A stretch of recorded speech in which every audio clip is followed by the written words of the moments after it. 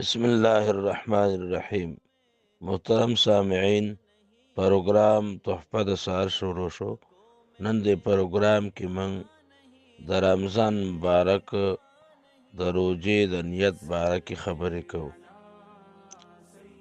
روجه کې نیت د روجې نیو دا فرض دی. که یو سړی نیت ونه کی روجه ونیسي نو د ده روجه نه صحیح کیږي. روجه کې به دې نیت کوي. دا نیت د ماښام نه م کولی شي، پېشمني کې م کولی شي، او دا د سحر د ختو نه پس کچه غرمې پورې دې نیت کولی شي. دا نیت فرض دی. دی به زړه کې دا خبره راولي چې زما به په دې ورځ باندې یعنی سباله یا چې سحر نیت کوي نو نن فرض د رمضان روجه وي. اصل نیت د زړه نیت دی چې دی په زړه کې دا خبره راولي کلکه چې زما به سبا روجه یا سحر نیت کوي وي به زما به نن روجه. او چې کوم مشهور الفاظ دی خلک وی نویتو بصوم غدن من شهر رمضان، نو دا الفاظ چې دی نو دا به د دې دا ویل ضروری نه دی. دا نیت نه تعبیر دی چې زه نیت کوم، خو دا ویل فرض نه دی. اصل شی هغه زړه کې عزم کول دی چې زه به روجه نیسم. او که دا الفاظ سړی وی نو دا به د سحر د ختو نه مخکې وی. د دې معنا دا ده چې نویتو زه نیت کوم بصوم غدن په روجې د سبا من شهر رمضان، د میاشت د رمضان نه. نو دا به د سبا ختو نه بیا مخکې وی. د دې ویل ضروري نه دی. خو که چا د نیت په حواله سره ووي نو ناجایز هم نه دی. خو دا نیت نه دی په اصل کې نیت د زړه اراده او د زړه عزم دی. نو دا فرض دی.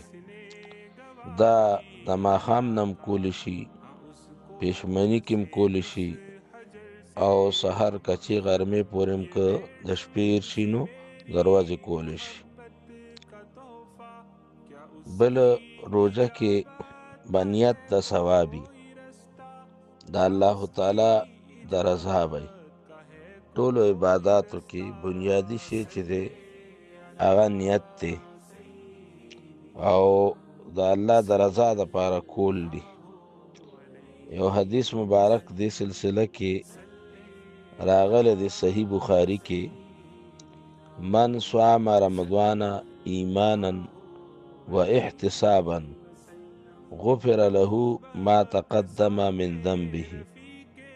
کم سړی چې روجه ونیسي ایمانا په حالت د ایمان کې یعنی دی مؤمنی روجه ونیسي، او دویم احتسابا دی په نیت د ثواب ونیسي، د الله تعالی د رضا دپاره ونیسي،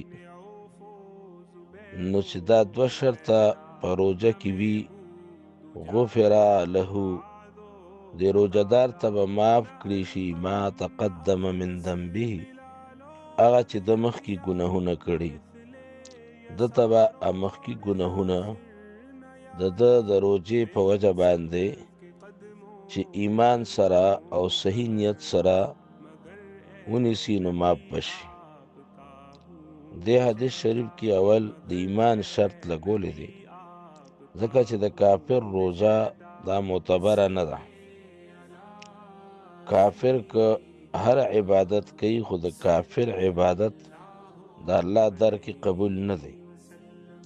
او دویم شرط بیا د احتساب لګولی دی چې د روزې نیو مقصد د الله تعالی نه ثواب حاصلول دي او نیت پکې د الله رضا ده. نو دا نیت ضروری دی. بعض خلک وایي چې یاره روزه نیسم نو هغه صحت به راته حاصل شي، بعض وایي چې یاره بدن به مې کم شي، بعض اډو نیت وینه او بعض نور څه نیتونه کوي پکې. خو دغه ټول نیتونه دغه خبرې یا دغه فواید دغه راځي، دغه کې نیت ته ضرورت نشته او دغه مقصد نه دی. نیت به صرف د الله تعالی رضا وي په روژه کې.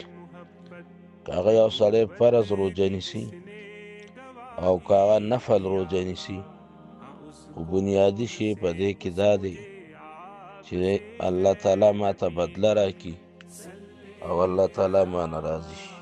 نو دا د نیت باره کې یو څو خبرې وي، تمام سامعینو له د دې خیال ساتل پکار دي. الله تعالی دې موږ له د نیت او د صحیح نیت توفیق نصیب کړي. ربنا اغفر لي ولوالدي وللمؤمنين يوم يقوم الحساب.